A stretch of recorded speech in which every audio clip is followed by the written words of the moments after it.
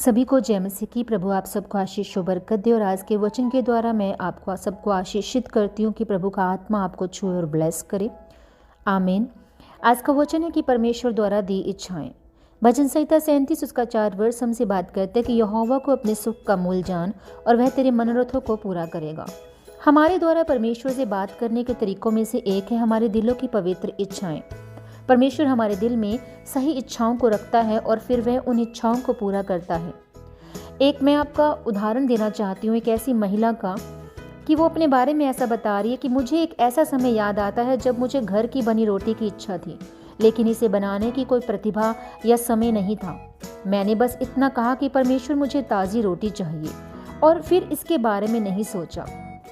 लगभग एक हफ्ते के बाद एक महिला जो उसकी इच्छा के बारे में कुछ भी नहीं जानती थी, उसने उसे एक डिब्बा दिया और जब उसे खोला तो उसे घर की बनी हुई रोटी मिली।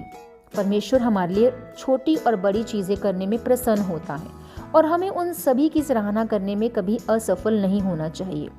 हमें परमेश्वर से प्रार्थना करने की ज़रूरत है कि वो हमें पुण्य या पवित्र इच्छाएं दे। हमें आमतौर पर प्राकृतिक चीज़ों जैसे कि सफलता, वित्त, अच्छे घर और अच्छे रिश्ते की इच्छा होती है, लेकिन हमें आत्मिक चीज़ों की भी इच्छा करनी चाहिए। हमें परमेश्वर को जानने के लिए और अधिक गहन तरीके से जानने की इच्छा रखनी चाहिए। हमेशा आत्मा के फल, विशेष रूप से प्रेम को प्रदर्शित करने के लिए, परमेश्वर की सेवा करने के तरीकों की जो उसे महिमा देते हैं, हमेशा परमेश्वर के प्रति आज्ञाकारी रहने की आदि। तो इस तरह से हमें परमेश्वर में जो है वो बने रहना है। हमें सोचना है कि हमें किस तरह से परमेश्वर से कुछ मांगना है। भजनकार दाऊद ने कहा कि उसकी हर इच्छा परमेश्वर के सामने थी, जब हम भजन संहिता 38 उसकी 9 में देखते हैं। तो आइए हम परमेश्वर से शारीरिक इच्छाओं को दूर करने और हमें पवित्र इच्छा देने के लिए हम परमेश्वर से कहें। परमेश्वर हमारे अंदर उन इच्छाओं को डालता है जो हमारे जीवन में उनकी धार्मिकता, शांति और आनंद लाएंगे। रोमियो 14 उसका 17 में आप इसको पढ़ सकते हैं। और जो कभी भी उनके वचन से असहमत नहीं होती है। अगर एक महिला एक ऐसे पुरुष को चाहती है जो पहले से शादीशुदा हो, तो वो योग्य देह की इच्छा है। या यदि कोई पुरुष अपने पड़ोसी के घर और कार की इच्छा रखता हो, तो वे भी देह की इच्छा है।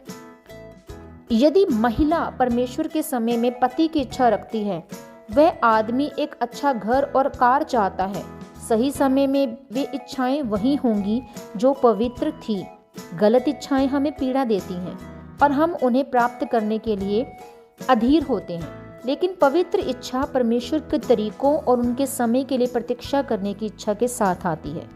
आपके लिए आज का परमेश्वर का वचन कि परमेश्वर के सामने अपनी इच्छाओं को रखें, उनके बारे में प्रार्थना करें और परमेश्वर पर भरोसा करें कि वे उन्हें पूरा करें, यदि और जब वे आपके लिए सही हैं। सही आप उन इच्छाओं को परमेश्वर के आगे रखें कि जो परमेश्वर की ओर से हो। आप अपनी देह की इच्छा रखेंगे, सुख विलास की इच्छा रखेंगे, वो गलत मैं नहीं कह रही हूँ, पर अगर आप गलत तरीके से इच्छाओं को रखेंगे तो वो गलत है। आपको परमेश्वर से परमेश्वर की इच्छाओं को मांगना है। जैसा कि मैंने आपको कहा कि अगर एक औरत शादीशुदा एक इंसान को चाहती है, तो वो अपनी देह की इच्छा कर रही है, वो गलत कर रही है।